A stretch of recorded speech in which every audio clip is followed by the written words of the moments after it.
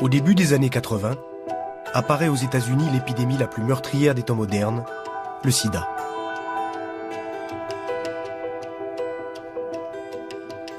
À l'origine de cette épidémie, on identifie un virus inconnu jusqu'alors. Il ruine les défenses immunitaires de l'organisme et ouvre la porte à toutes les maladies possibles.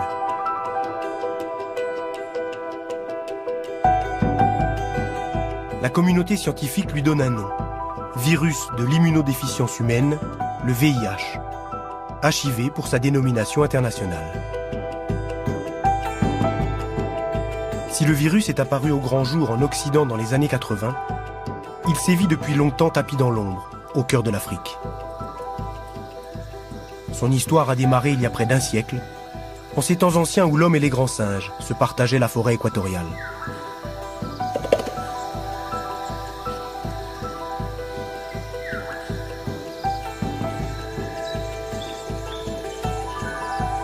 Les scientifiques ont fini par percer le mystère de ses origines, un échange de sang entre un chimpanzé et un homme. Cette odyssée tragique et fabuleuse commence ici, il y a longtemps, très longtemps, aux confins du Cameroun.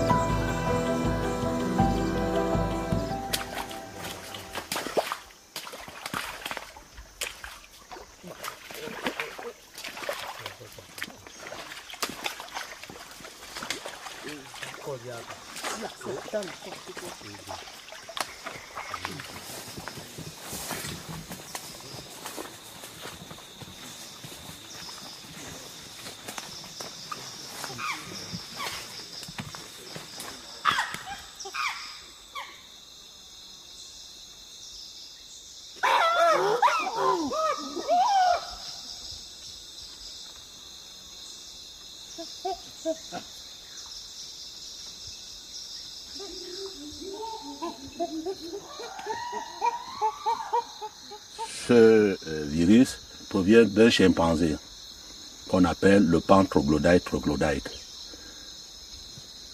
Ce chimpanzé avait son nid en haut de cet arbre.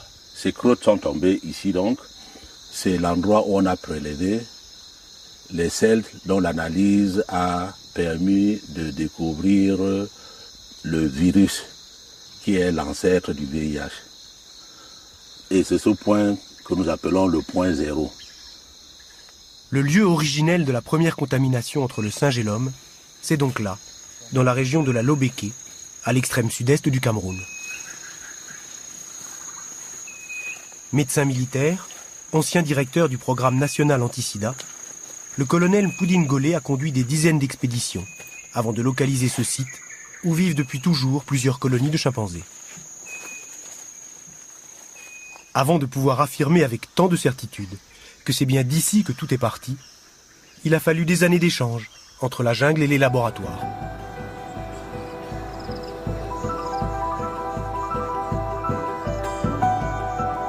À Montpellier depuis 30 ans, une équipe associant médecins, virologues, anthropologues, géographes et historiens reconstitue pièce par pièce l'histoire du virus. Très tôt, les chercheurs ont eu l'intuition de son origine africaine. Donc en 1982, donc à l'époque j'étais interne à l'hôpital Claude Bernard et on voit arriver dans nos services un nombre énorme de patients, avant tout des patients occidentaux, plutôt homosexuels, mais on voit arriver également de nombreux Zaïrois. Et le service de médecine tropicale était devenu un service de patients HIV. La première fois que j'ai travaillé en Afrique, c'était en 85. C'était à Franceville, au Gabon. Oui. J'étais partie sur un projet qui travaillait sur les maladies sexuellement transmissibles. Et en même temps, le HIV est arrivé. Et c'est comme ça que j'ai commencé à travailler doucement aussi sur HIV. Et après, c'est devenu rapidement le thème prédominant. Parce que ça préoccupait le monde dans les années 80. À savoir ce qui se passait en Afrique pour le HIV. Les premiers tests diagnostiques sérologiques remontent aux années 85. Donc c'est seulement à partir des années 84-85 qu'on a pu faire des enquêtes épidémiologiques. Et moi, quand je suis parti en Afrique, c'est parce que on venait de mettre au point ces tests et on m'a dit, écoute Eric, est-ce que tu veux partir faire les premières enquêtes épidémiologiques? À l'époque, c'était au Gabon. Et on a eu l'occasion, effectivement, de suivre à Franceville, où nous étions, un chimpanzé qui vivait comme un animal domestique dans une famille, qui avait été amené au centre parce qu'il y avait une pathologie, je sais plus, oui, une méningite à l'époque, et on l'a testé, il était séropositif.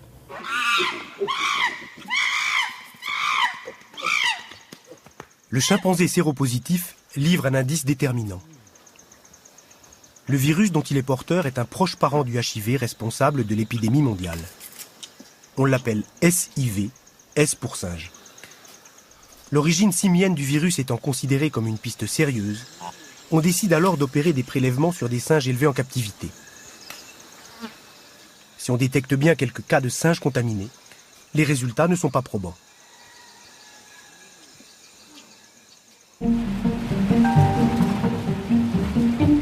Persuadés malgré tout de tenir la bonne piste, les scientifiques vont alors se lancer dans un vaste programme. Approcher au plus près les grands singes à l'état sauvage, dans 5 pays d'Afrique centrale, pour recueillir un maximum d'informations sur ce virus si proche du HIV.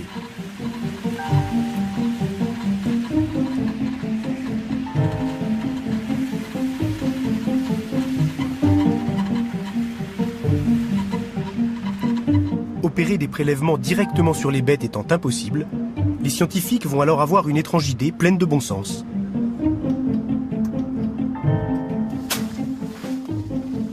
Si les grands singes sont insaisissables, ils laissent des traces de leur passage.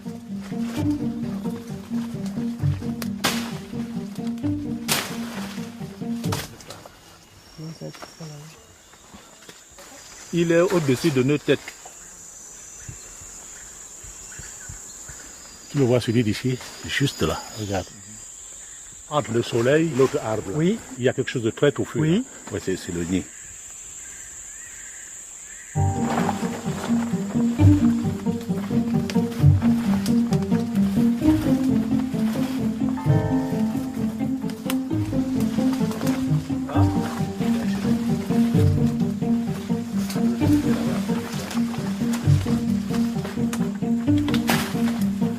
Il y en a encore un peu.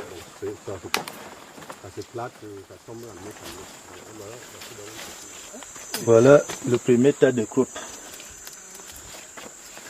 Comme dans une opération de police scientifique, les chercheurs vont donc s'attacher à extraire de la crotte l'empreinte génétique des singes. C'est encore frais. Oui, c'est encore plein.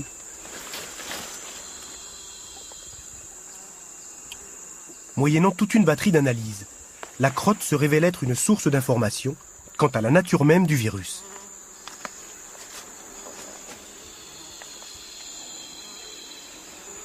Et c'est ainsi qu'en Afrique centrale, on a découvert que des colonies entières de primates étaient infectées par le SIV.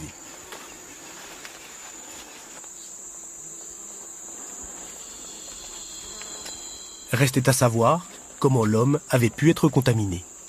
Les chercheurs africains ils nous apportent les connaissances et les coutumes de leur pays qui peuvent nous éclairer comment la population est en contact avec la faune sauvage, de quelle façon. Est-ce que c'est que de la chasse? Est-ce qu'il y a des rites et croyances? Est-ce qu'il y a des organes ou sang qui est utilisé dans la médecine traditionnelle, dans des coutumes traditionnelles aussi? Et donc tout ça, c'est des éléments... Tout ça fait un ensemble qui nous permet de comprendre, oui, il y a quand même pas mal d'expositions et certaines manières d'exposition peuvent être très efficaces pour une transmission virale. Par exemple? Par exemple, exposition tout de suite avec du sang contaminé et une blessure sur une plaie humaine ouverte, par exemple, c'est très efficace.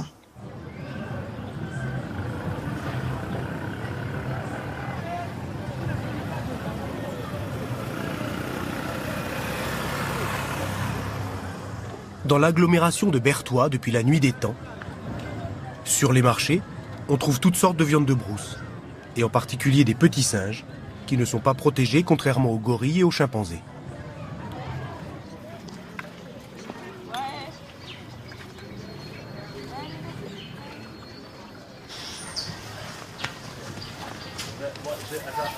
Qu'est-ce qui t'a appris à préparer le singe comme ça?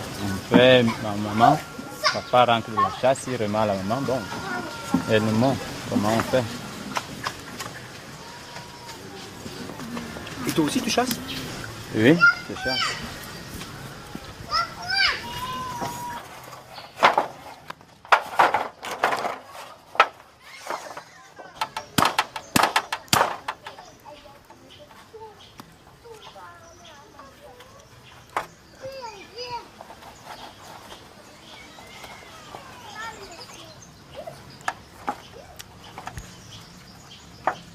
C'est juste un animal, tu le tues, tu le découpes, tu le prépares et puis tu le manges.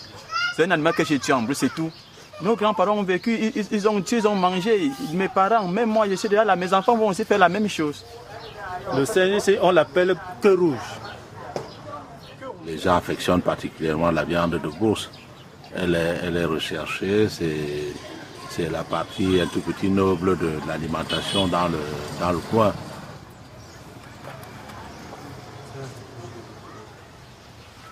L'équipe du colonel poursuit les prélèvements. Il s'agit de dresser un inventaire le plus complet possible de toutes les souches virales en circulation chez les animaux. C'est un enjeu sanitaire majeur, car si le virus du singe a pu infecter l'homme, le risque d'autres contaminations est toujours latent. Et c'est au cours de cette vaste collecte que les chercheurs ont peu à peu levé les secrets de l'histoire du HIV.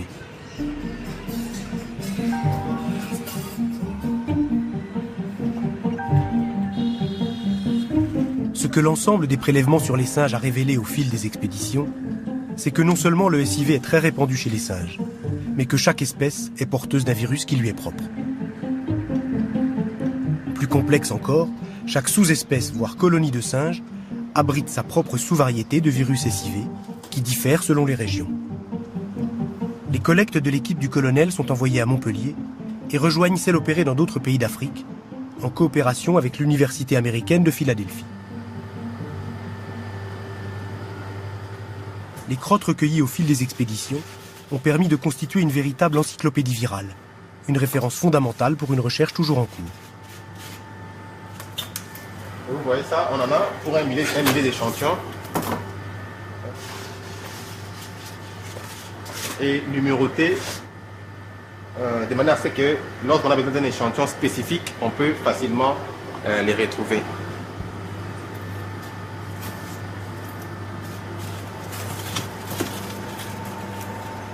Ils sont congelés à moins 80, c'est la température vraiment idéale pour conserver les virus. Par exemple, ça, c'est toujours au Cameroun, ce sont des échantillons de gorilles.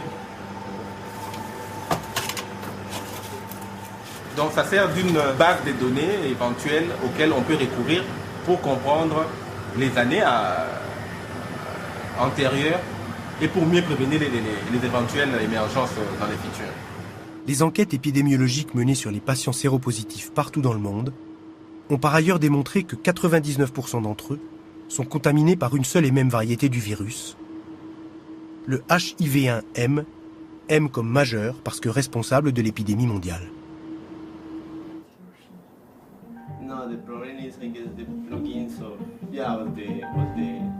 Les chercheurs ont alors entrepris un chantier titanesque.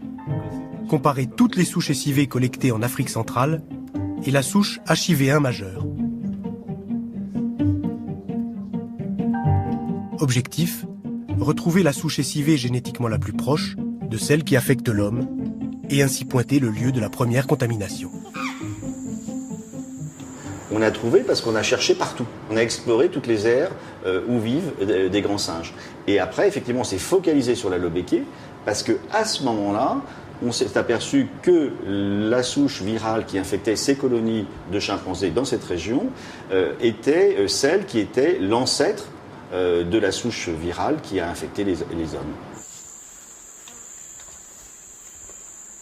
Lorsqu'un virus passe d'une espèce à l'autre, la plupart du temps, il en meurt. Cette fois pourtant, événement rarissime, le virus du singe va survivre chez l'homme. Et une question est longtemps restée en suspens. Quand le passage s'est-il produit?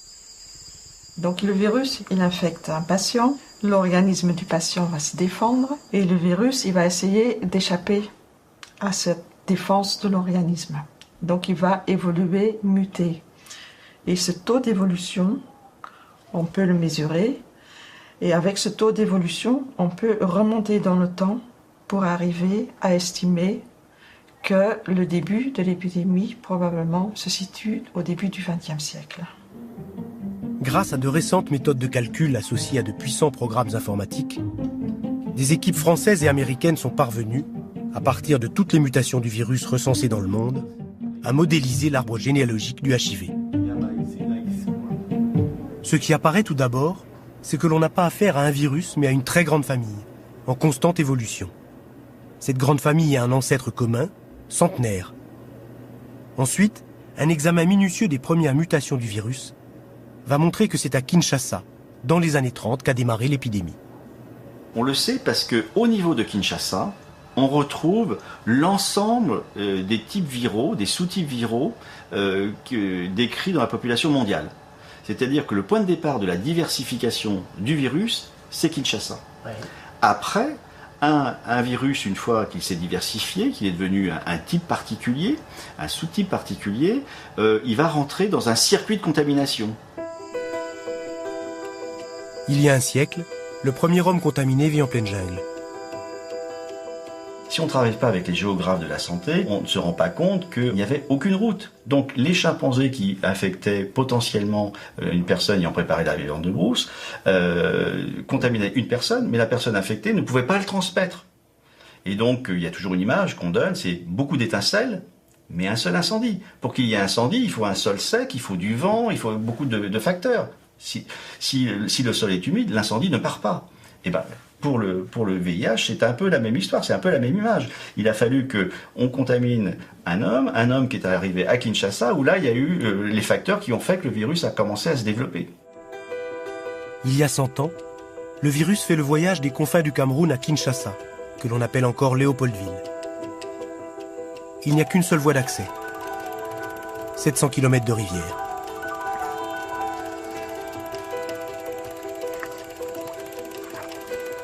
La Ngoko puis la Sanga, qui débouche dans le fleuve Congo, l'un des plus puissants du monde.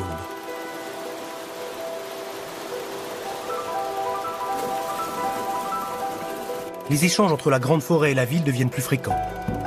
Kinshasa devient un pôle d'attraction pour toute l'Afrique équatoriale. Le porteur du virus débarque dans une ville en plein essor. On construit des chemins de fer, des routes, des ports. La forêt primaire regorge de matières premières. Exploitation minière et forestière, exploitation de l'ivoire, du caoutchouc.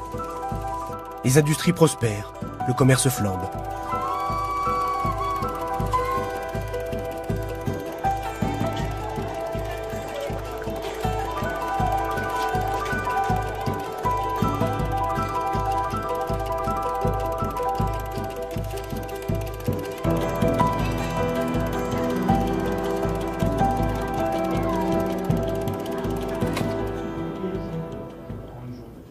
On a une épidémie qui a démarré probablement dans les années 30, tel que nous le disent nos collègues virologues, mais qui a émergé, qui a pu émerger à cause de transformations majeures au niveau du continent, qui sont de plusieurs ordres. D'une part, d'ordre démographique, avec un accroissement progressif de la population, avec un phénomène d'urbanisation qui s'est développé ces 50 ou 60 dernières années, avec donc une immigration de la ville, des campagnes vers les villes qui s'est aussi développée, avec donc transformation de tout un ensemble de cadres sociaux qui régissaient la vie des individus sur les questions de mariage, les questions de sexualité, les questions de capacité, de possibilité de rencontre de l'autre. Et tous ces éléments ont constitué une sorte de terreau favorable à l'émergence de l'épidémie. Sans signe tangible d'une épidémie, quelques éléments troublants apparaissent dans les archives des années 30. Comme si l'incendie couvait déjà, comme si le virus était déjà à l'œuvre. Dépêché sur le chantier de construction du chemin de fer, un médecin colonial français, le capitaine Léon Palès, constate des pathologies non répertoriées. Ces rapports d'autopsie révèlent des cas d'amaigrissement inexpliqués, des tuberculoses atypiques, des ganglions disproportionnés.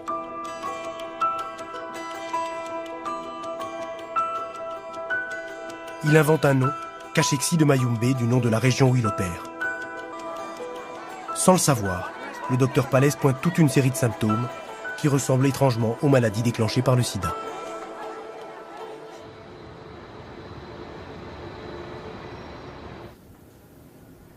Le travail des historiens apporte un nouvel éclairage. Un des traits les plus marquants de la démographie de Léopoldville, c'est justement ce sexe ratio qui est déséquilibré. Il y aura jusqu'à la fin de la période coloniale, jusqu'à l'indépendance, beaucoup moins de femmes que d'hommes à l'intérieur de la ville.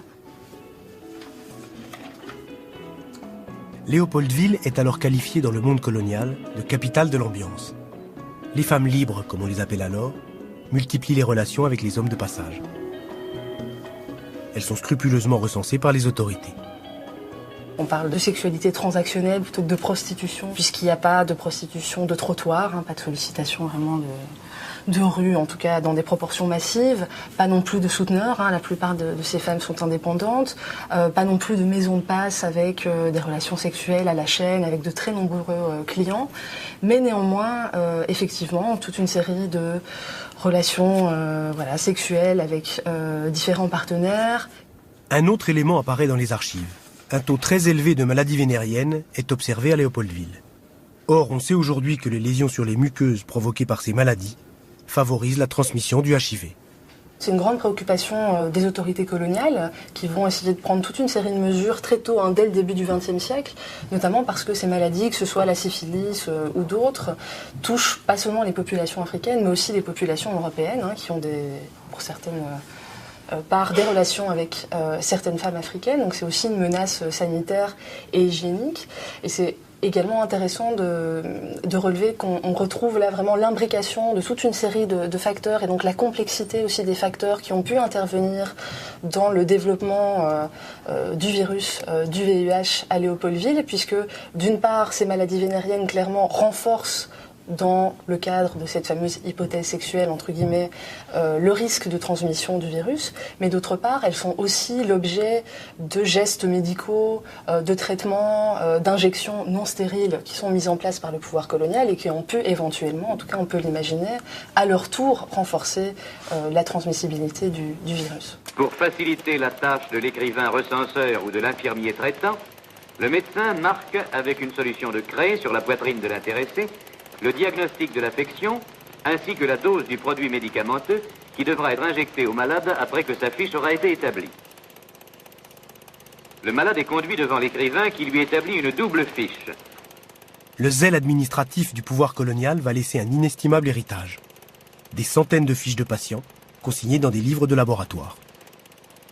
Le problème, entre guillemets, de la médecine coloniale, ça a été ses ambitions. Et c'est des ambitions qui étaient d'ailleurs pleines de bonnes intentions. Il s'agissait de lutter contre des maladies infectieuses. Alors, initialement, avec un peu d'arrière-pensée très instrumentale, très intéressée. Il fallait intervenir pour, en gros, sauvegarder une main-d'œuvre précieuse. Mais très vite, et en particulier à partir des années 30-40, l'intention est globalement une intention humanitaire, humaniste. On intervient parce que c'est aussi notre mission en tant que colonisateur d'améliorer la santé des populations. Donc on a des immenses ambitions, et puis on a des moyens qui sont quand même limités. C'est-à-dire que les équipes, elles travaillent du mieux qu'elles peuvent, mais en tout et pour tout, elles ont leurs 5 aiguilles, leurs 2 seringues, et elles s'organisent du mieux possible pour stériliser en permanence, etc. Mais rétrospectivement, on sait que ça suffisait pas. Injection dans des conditions d'hygiène aléatoires, relations sexuelles avec des partenaires multiples, maladies vénériennes. Si les recherches des historiens tissent un faisceau d'indices, il manque encore la preuve irréfutable. Elle surgit au tournant des années 2000, avec la découverte de prélèvements de tissus humains conservés dans de petits blocs de paraffine. On a retrouvé à Kinshasa et en RDC, on avait gardé des biopsies de l'époque coloniale ou autour de l'époque coloniale et on a testé par des techniques moléculaires la présence du virus. Et on a pu mettre en évidence dans des biopsies des années 60 la présence du virus. Donc, 20 ans avant le cas zéro en Occident, il y avait déjà une épidémie en Afrique centrale. C'est un petit trésor, oui. Et on a pu découvrir ça au début des années 2000. On a pu récupérer des échantillons à partir de l'année 58 jusqu'à l'année 66. C'est que ces blocs n'étaient pas isolés. Il y avait toujours un livre de laboratoire associé. C'est quand même une richesse d'informations sur, je dirais, l'état de la santé publique au Congo dans les années 50. Le clinicien décrit, c'est une tumeur qui saigne au niveau d'un doigt et il se questionne si c'est un angiosarcome de Kaposi. C'est une pathologie cancéreuse, surtout vue chez des patients qui souffrent d'immunodéficience. C'est l'extraction de ADN de ces tissus qui a pu identifier un échantillon positif qui date de janvier 60. Positif pour le virus du VIH 1, groupe M. Celui qui est responsable de la pandémie mondiale. Exactement. Au moment où ces prélèvements sont opérés, personne n'est en mesure de déceler l'émergence d'une épidémie, ni même l'existence d'un virus. Et une des particularités du HIV complique encore la donne. Il peut se passer 10 ou 15 ans entre la contamination et l'apparition des premiers symptômes de la maladie. On ignore qu'on est infecté, on contamine sans le savoir.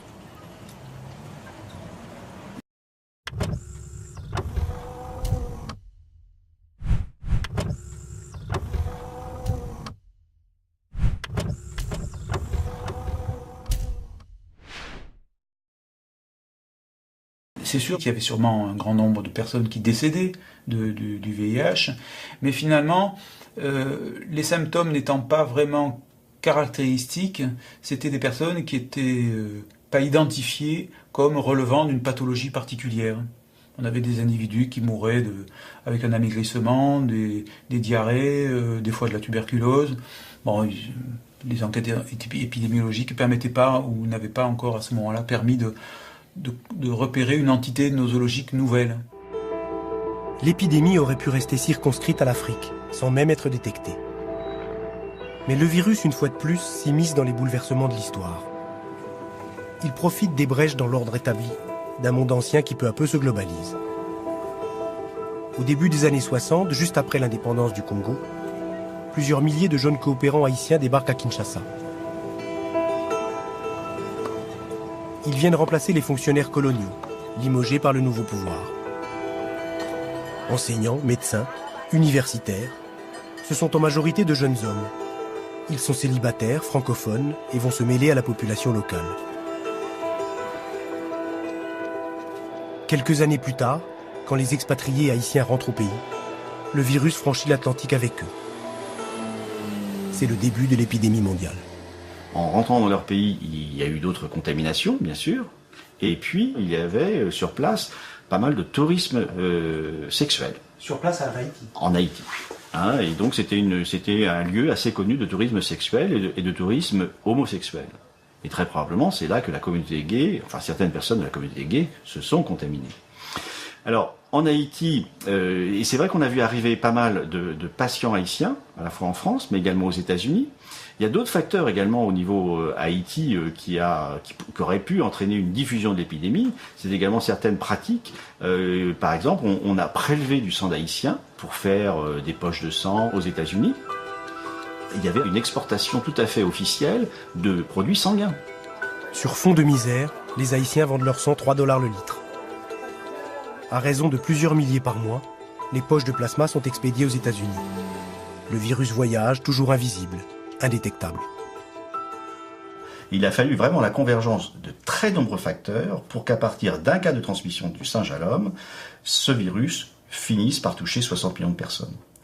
Avec, bien sûr, Kinshasa initial, et puis après l'Occident, après, deuxième vague, l'Asie du Sud-Est. On va retrouver d'autres facteurs.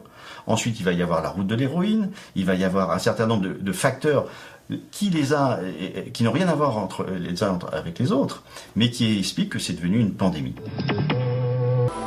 Quand le mal éclate au grand jour en Occident, on parle de maladie des 4 H. Les homosexuels, les héroïnomanes, les haïtiens, les hémophiles. Pourquoi certaines communautés sont-elles particulièrement touchées ? Il faudra plusieurs années pour comprendre qu'en fait, le virus touche tout le monde. Les malades atteints de graves déficiences immunitaires sont adressés par leur médecin à l'Institut Pasteur. Et c'est dans ce laboratoire qu'au printemps 1983, les chercheurs viennent d'isoler l'agent responsable de la maladie. Les auteurs de cette découverte sont 3 médecins, les docteurs Françoise Barré-Sinoussi, Jean-Claude Sherman et le professeur Luc Montagnier. Dans les mois qui suivent, l'équipe va mettre au point un test qui permet de déceler la présence du rétrovirus dans le sang et d'écarter ainsi les risques de contamination par transfusion. Les premiers patients zaïrois orientent les scientifiques sur la piste africaine. Mais les élites locales s'interrogent. Comment accepter l'idée que le virus vient d'Afrique si c'est à des milliers de kilomètres qu'il fait des ravages? En Afrique francophone, on détourne l'acronyme SIDA. Le syndrome immunodéficitaire acquis devient syndrome inventé par les Blancs pour décourager les amoureux. Et on est dans les périodes effectivement post-coloniales où le rapport avec l'Occident est généralement un rapport de méfiance dans lequel les populations, entre les plans du FMI, si vous me permettez le parallèle, qui font que les finances des populations sont en train de réellement tomber en désuétude. Et on est encore en train de dire, oui, mais non seulement vous nous approvisiez, mais en plus vous nous apportez les maladies que vous découvrez dans votre pays. Vous venez maintenant dire que c'est chez nous qu'on trouve cela. Donc, et quelque part, il faut se mettre à la place de ces populations. Pour nous qui faisons un travail sur l'origine d'un virus, faire un arbre phylogénétique et tracer l'origine d'un virus demande une expertise qui est quand même énorme. Donc, arriver à traduire cela en communication simple pour dire aux gens exactement d'où ça vient, sachant qu'on est dans des relations où la confiance n'est pas toujours totale, c'est très très difficile. Donc, syndrome inventé par les Blancs, ceux qui le disaient à mon sens à cette période clairement, je pense qu'ils le croyaient sérieusement. Si Kinshasa est l'épicentre de l'épidémie, c'est toute la partie subsaharienne du continent qui se contamine en silence. L'Afrique n'est pas une et indivisible. Il n'y a pas une, mais plusieurs épidémies. Et selon là où elles frappent, les pays ne réagissent pas de la même façon. De l'Afrique du Sud au Sénégal, on assiste au pire comme au meilleur. S'il est un pays qui, sur le front du sida, a mené une guerre exemplaire, c'est le Sénégal. C'est le seul pays d'Afrique où la prostitution est légale. Ainsi, depuis 1969, les prostituées bénéficient d'un strict suivi médical.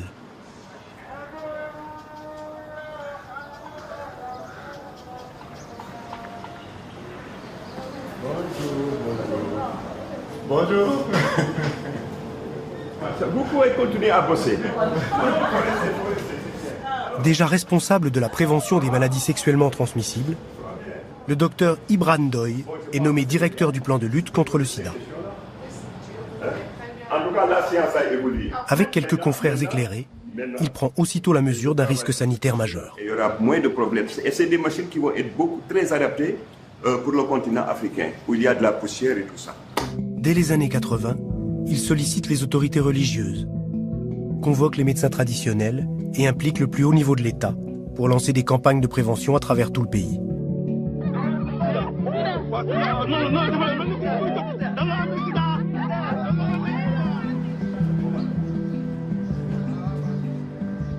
En tout cas, c'était très important d'avoir l'appui du chef de l'État parce que c'était un des rares chefs d'État qui n'avait pas opposé de déni à cette épidémie, parce que dans beaucoup de pays africains, on ne voulait pas reconnaître à l'époque la maladie.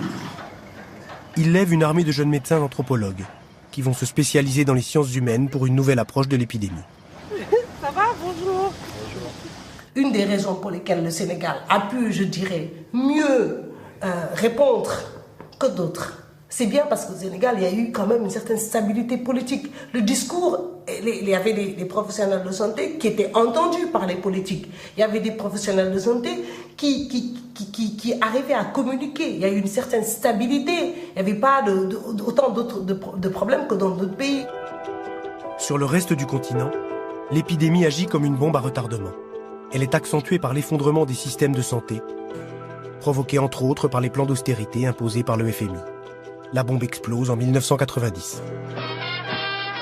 On meurt beaucoup à Kinshasa, surtout depuis que le sida est devenu la première cause de mortalité chez les hommes en âge de travailler, chez les femmes enceintes et sans doute chez les nourrissons. Face à ce fléau qui s'ajoute à tant d'autres, l'Afrique semble impuissante. 18 pays ont signalé des cas, mais c'est en Afrique centrale que le sida fait le plus de ravages. Au Nigeria, au Rwanda et au Zaïre, les chiffres sont aussi inquiétants. Rien n'a été fait pour lutter contre la maladie. Les campagnes de prévention coûtent cher.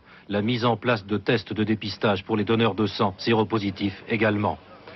Un médecin de Kinshasa, cynique, déclare, à côté du sida, la famine en Éthiopie aura presque l'air d'un pique-nique.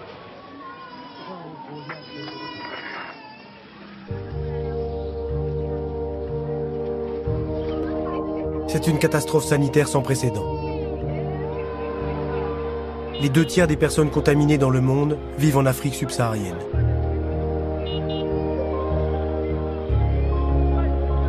Jusqu'en 2000, plus de 2 millions d'Africains meurent chaque année du sida.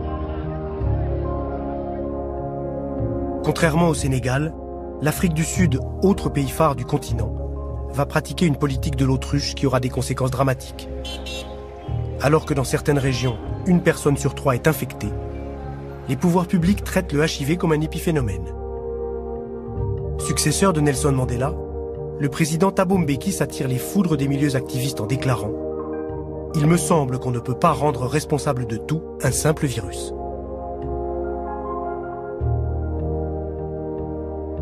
Sa ministre de la Santé, en poste pendant 10 ans, recommande quant à elle comme remède au sida l'ail et le citron. Ça ne donne pas seulement une belle peau, dit-elle, ça protège aussi de la maladie.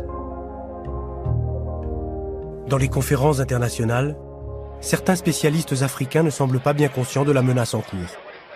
C'est une maladie une nouvelle maladie qu'on rencontre dans le monde entier. Il n'y a pas lieu de dire qu'elle est plus alarmante en Afrique qu'ailleurs. Tout cela a contribué à créer un très gros retard dans la prise de conscience des populations qu'on est vraiment face à un danger très important, d'une part, mais également a permis aussi un peu aux politiques et aux décideurs nationaux de pouvoir éviter un sujet qui, quelque part, demandait quand même de déployer un certain nombre de moyens humains, financiers, logistiques. Mais à leur décharge aussi, la communauté internationale était totalement aussi à la ramasse. L'issue de la maladie est inéluctable, c'est la mort assurée. Tout en bousculant les pouvoirs publics et la communauté scientifique, les activistes n'ont guère d'autre choix que de manifester leur colère et leur désespoir. Les sommets s'enchaînent ainsi les uns après les autres, jusqu'à ce qu'en 1996... Dans la lutte contre le sida, un important progrès a été annoncé aujourd'hui lors d'une conférence internationale réunissant les spécialistes à Washington, avec l'association originale de 3 médicaments antiviraux. La trithérapie sonne comme une révolution. Pour la première fois, on parvient à neutraliser le virus dans l'organisme des patients. En quelques semaines, des centaines de milliers de personnes renaissent à la vie. Dans les pays du Nord. Ça augmente le coût du traitement du sida, forcément de façon significative, mais qu'il faudra bien assumer de toutes les façons. Le problème, nous pourrons l'assumer. Comment fera-t-on dans le tiers-monde? Le hiatus se creuse de plus en plus. En même temps qu'il y a eu cette annonce que le traitement était efficace, il y a eu évidemment l'annonce de leur prix, et immédiatement une espèce de consensus qui s'est établi en disant que c'était un traitement qui était trop cher, trop compliqué, et qu'il n'était pas question de pouvoir les mettre à la disposition des malades des pays du Sud. L'apparition des antirétroviraux va marquer une injustice supplémentaire à l'égard du continent africain. L'Organisation mondiale de la santé considère que seuls les traitements de prévention sont adaptés aux sociétés africaines. À nouveau, le Sénégal monte au front. Il fallait lutter contre un déséquilibre international parce que les 90% des malades qui se trouvaient dans les pays du Sud et qui ne bénéficiaient pas de traitement, et les 10% seulement se trouvaient au Nord et avaient accès au traitement. Dans les premiers temps où le consensus de santé publique internationale était défavorable à l'accès aux traitements antirétroviraux, il y avait l'idée que les gens en Afrique ne seraient pas capables de prendre un traitement parce que c'était un traitement qui était compliqué, qui était long, etc. C'était vraiment dans le domaine de la croyance. Nous avons été activistes parce que nous avons dit « niet ». Moi, personnellement, avec d'autres amis, nous avons boudé certaines réunions de l'OMS et évité de signer des consensus qui allaient à l'encontre des intérêts des pays africains. Et c'est la raison pour laquelle nous nous sommes tournés vers nos amis du Nord de l'IAD et Éric Delaporte pour faire avec eux des projets qui pouvaient faire jurisprudence pour le futur et qui pourraient démontrer l'efficacité et la faisabilité, parce qu'il fallait montrer qu'on pouvait traiter les malades africains et avoir les mêmes résultats que dans les pays occidentaux. Abou Diouf, Abdoulaye Wade, Macky Sall. Les présidents sénégalais passent, le docteur Ibra Ndoye reste à la tête de la lutte contre le sida. Il obtient des crédits de l'État pour financer l'accès au traitement. Et moi, je me rappelle, on me dit il va y avoir 60 patients qui vont être mis sous antirétroviraux et on voudrait avoir un médecin qui a des compétences en sciences sociales pour travailler sur l'observance. Comment ils perçoivent les médicaments, comment ils perçoivent même le fait d'être infecté par le VIH, qu'est-ce que ça veut dire, quels sont les arrangements. Donc à travers les méthodes de l'anthropologie, on va chez les gens, on discute avec eux, on mange avec eux, on dort avec eux, on apprend à comprendre ce qu'ils vivent de l'intérieur. Et puis également, on observe les médecins, on observe les comités d'éligibilité, comment ça se passe, les interactions avec les personnes. Et au bout de 6 mois, les premiers résultats sortent, les premières analyses sont faites, envoyées à Montpellier, les très bonne observance thérapeutique, efficacité virologique, efficacité sociale sur tous les plans. Et nous sortons nos résultats sur l'adhésion. Non seulement les gens adhèrent tellement à leurs médicaments qu'à l'époque, certains d'entre eux prennent les médicaments dans leur sac et les trimballent partout en disant c'est ça notre chance de survie. Je vous rajoute quelques jours. Vous avez rendez-vous le 24 alors que les boîtes se terminent le 20. Je vous rajoute 6 jours, comme ça vous serez couverte. Si vous ne pouvez pas venir le 24, au moins vous aurez les médicaments jusqu'au 26. Mais vous venez au rendez-vous du 24, vous n'attendez pas le 26.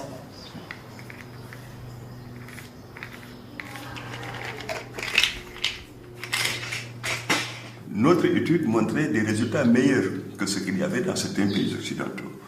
Et ça a été une porte d'entrée, ces résultats, pour l'accès au traitement antirétroviral dans les pays africains, les pays du Sud globalement, parce que quand on a publié ces résultats, plus les résultats de la Thaïlande et du Brésil, les études faites dans ces pays ont pu convaincre l'international et voire même l'OMS pour que l'OMS fasse des guides pour l'Afrique. L'an 2000 marque un nouveau tournant, avec l'arrivée des antirétroviraux génériques, 10 fois moins chers. Les médecins activistes africains se lancent dans une nouvelle bataille, avec la complicité des chercheurs de l'IRD de Montpellier. Ils démontrent que les médicaments génériques sont aussi efficaces que les trithérapies, jusque-là disponibles, et finissent ainsi par obtenir l'accès gratuit au traitement. Cet accès aux médicaments antirétroviraux, ce militantisme, disons, a porté ses fruits de manière progressive, mais il s'est aussi rejoint d'une certaine manière par certains courants de lobby qui ont porté le discours que finalement le sida pouvait aussi être une menace de sécurité planétaire. Et le discours sur la menace sécuritaire à l'échelon planétaire liée au VIH a contribué à mobiliser un certain nombre de responsables politiques, notamment les responsables politiques américains, et à ce qu'ils acceptent de s'engager à financer la lutte contre le sida dans les pays africains. Risque planétaire, dit-on. À l'heure où l'Occident semble être sorti d'affaires, l'Afrique comptabilise plus de 23 millions de morts. Le continent reste la région du monde la plus violemment frappée. Les financements des agences internationales permettent à des millions de personnes d'être enfin traitées. Mais les régions les plus reculées restent particulièrement exposées. Aujourd'hui, on a un gros problème, c'est nous avons nos cultures, nous avons nos traditions, et malheureusement pour nous, nous voulons copier ce que fait l'Occident, sans tenir compte du fait qu'à l'Occident, les gens sont bien informés, l'accès aux soins est très facile, et il y a une chose qui est fondamentale en Europe, c'est la sécurité sociale. Et puis la sensibilisation. Les gens savent pour un moindre geste, pour un moindre détail, il faut aller consulter un médecin, il faut aller rencontrer son médecin de famille. En Afrique, ce n'est pas le cas. Quand on est malade, on a tendance à aller d'abord voir le tradipraticien, aller voir le marabout, aller dans les cases de santé.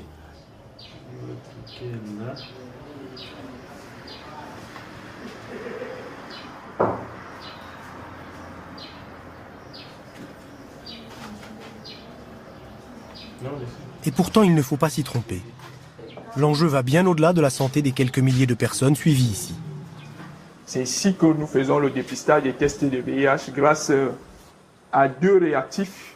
C'est vrai que l'algorithme national nous demande de faire 3 tests, mais pour l'instant, on n'a pas le 3e test, donc on travaille avec les 2 tests qui sont là. À côté, vous pouvez voir cet appareil qui nous permet de savoir, de suivre également les patients vivant avec le VIH. Cet appareil est en panne et sa panne, c'est un problème d'afficheur. L'afficheur, il faut commander l'afficheur en Europe pour que ça vienne. Et là, l'afficheur est tombé en panne et il faudrait qu'on attende. Le laboratoire de l'hôpital de Bafia au centre du Cameroun est le seul accessible pour un territoire grand comme la Belgique. Comme on le sait, le virus du HIV n'en finit pas d'évoluer. On observe désormais des souches mutantes, devenues résistantes aux trithérapies. Il est donc vital d'opérer partout une surveillance constante et rigoureuse des patients séropositifs. En Afrique subsaharienne, le nombre des décès imputables au sida se réduit fortement d'année en année. Mais le suivi des patients bute encore sur la réalité du terrain. Et si cette question concerne toute la planète, ce n'est pas seulement pour des principes humanitaires.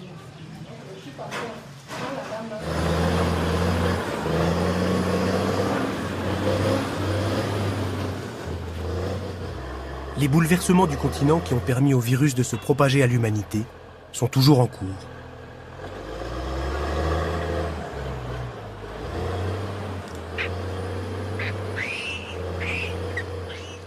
L'exploitation du sol et du sous-sol n'a jamais été aussi importante. Les migrations massives liées aux conflits armés se poursuivent par-delà les frontières, hors de tout suivi sanitaire.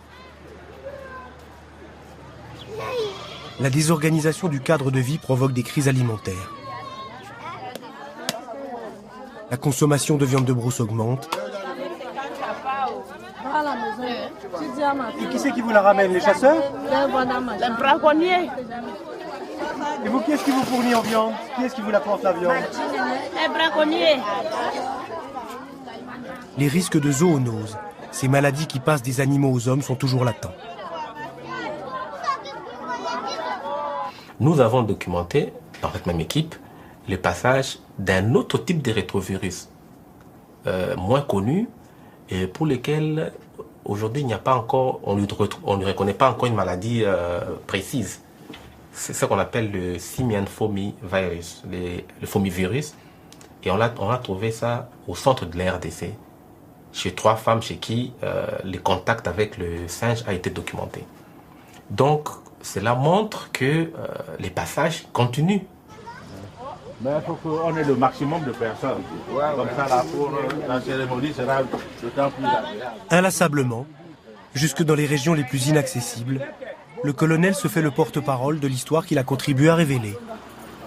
Maintenant, pour les nouvelles maladies, il y a encore des passages qui sont identifiés dans d'autres pays, pour d'autres germes qui sont semblables un tout petit peu au VIH, le HTLV3, le virus spumeux. On parle d'une seule santé.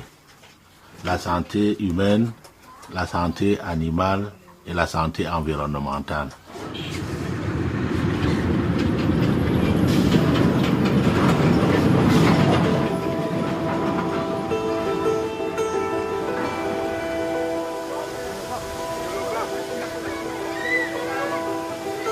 L'enjeu est très loin d'être uniquement africain. Aujourd'hui, on le voit très bien, la santé elle est globale. Le développement de la communication aujourd'hui permet aux gens de se déplacer très rapidement. Ça veut dire qu'une nouvelle souche virale qui sort d'une concession forestière dans la journée, dans les semaines qui suivent et dans le mois qui suit, Elle est hors du Cameroun, elle est hors de l'Afrique, elle est sans frontières. À l'heure où l'équilibre entre les hommes et le milieu naturel est bouleversé comme jamais, un nouvel échange de sang entre un animal et un homme est toujours possible. Comme un refrain déjà entendu.